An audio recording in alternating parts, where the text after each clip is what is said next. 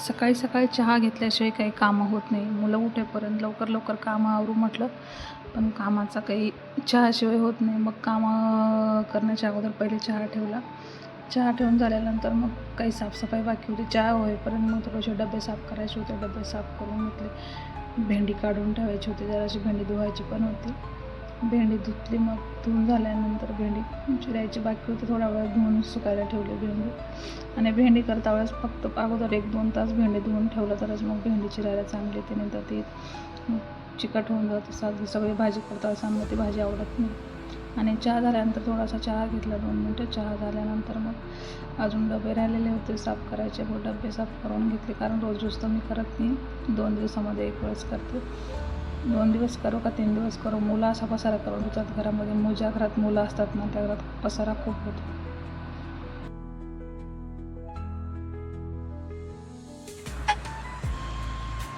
डबे साफ करून घेतले. साफ झाल्यानंतर डबे मग अजून भेंडी चिरायची बाकी होती, पूजा बाकी होती. मग भेंडी सुकली का नाही 1 वेळेस बघून घेतली. मग भेंडी चिरून घेऊ म्हटलं. भेंडी चिरून घेईपर्यंत चटणीचा डबा जास्त घाण झाला होता, लाल चटणीचा. आणि डबे कसे एकामागे एक ठेवून देतात मुलं का. मग ते डबे आवरून घेतले. आवरून झाल्यानंतर मग बाहेर आले मी इकडे, बाहेर जराशी चक्कर मारून. सकाळी कितीही जर लवकर उठलं तर सकाळचे कामं आवरायला 12 वाजतात. भेंडी राहिलेली होती, म्हटलं भेंडी चिरून घेऊ. मग भेंडी चिरत बसली. भेंडी, कांदा आणि मिरची चिरून घेतली. चिरून ठेवल्यानंतर मग नंतर पूजा करू म्हटलं. मग भेंडी अगोदर चिरून झाली म्हणजे भाजीचं एक काम आवरून जातं.